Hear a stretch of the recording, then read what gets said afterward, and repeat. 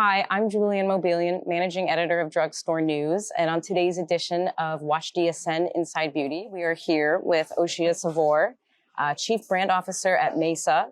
And she's here to talk to us about NACDS and, trends and things like that. So, hello, thank you for joining us. Hi. We appreciate it. Hello. So I guess my first question for you, what macro trends are you seeing in the beauty market right now? Wow, that's a long answer. So let's get ready. So let's go macro first, and then maybe we'll find our way into beauty. I think overall, from a macro standpoint, what we are finding in beauty, and I think it's true for pretty much all of the industries right now, is that COVID disrupted the supply chain quite significantly, right? And also as a result of that, a lot of the supply chain moved from China to the US and Mexico, but then that as a result, the cost of goods have gone up as well. And oftentimes it's very hard for businesses to go soak in all of the cost of goods increases, and therefore there has been a lot of price increases in the categories, right? But the contrary to that is that there is a lot of recession conversation that's happening as well, right? That we're all talking about a looming recession and so on. So what's going on in what we're thinking about it all the time is that how are these contrary trends going to show itself together, right?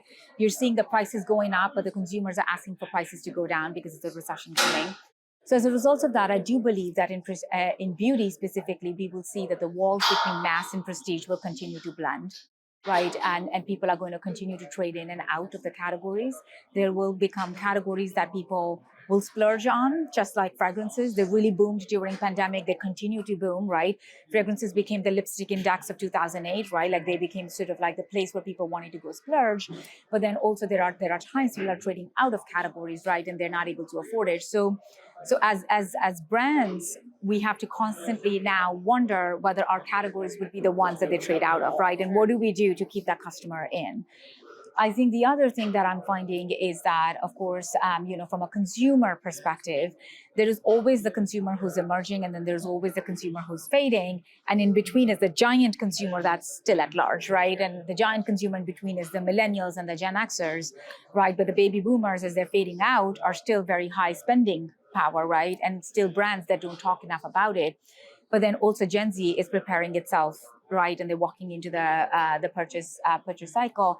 And really, you wonder, how are we going to tap into Gen Z, right? Like the trends that are starting to emerge from this generation are, while they're evolving from millennials, but also still a very significant point of view on world at large.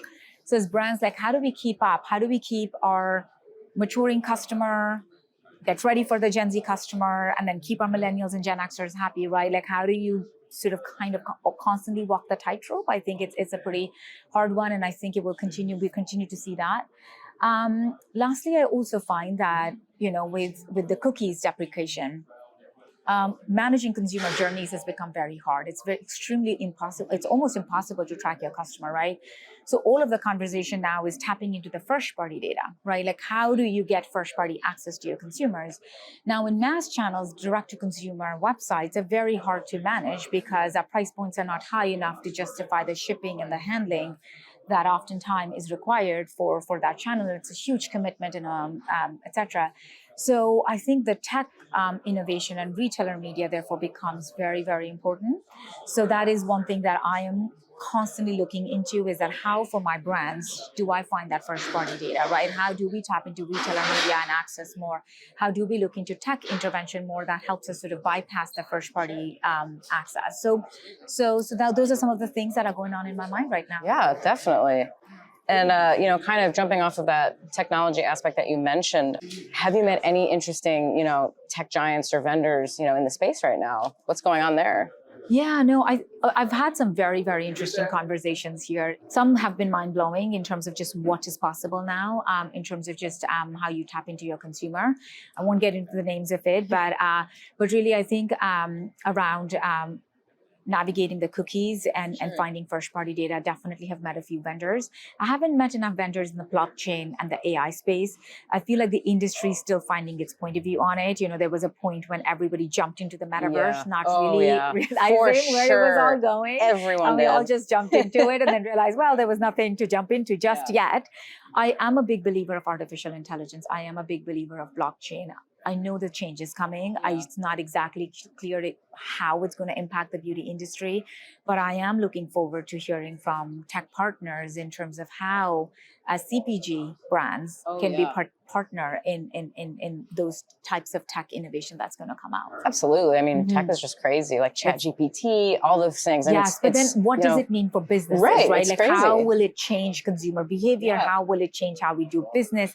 How will it change how we create products? That is just where I'm wondering, how will the consumer adopt it? Absolutely. And when will the industry and the businesses be ready to act on it? What's been the highlight of NACDS for you this year?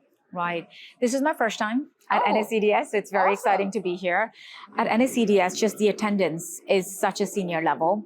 So you do find yourself having a lot of top to tops where a lot of the decisions are made, or at least the big picture thinking, the strategic thinking can happen. Sure. So we've been very inspired by some of the conversations we're having with our retailer partners, the challenges they are facing, the opportunities that they are seeing, and the unique role that Maesa plays in this world as an incubator, right? So we incubate oftentimes the retailers in launching more on-trend products and brands that are here to last, but also to partner together from a media and content standpoint. Sure.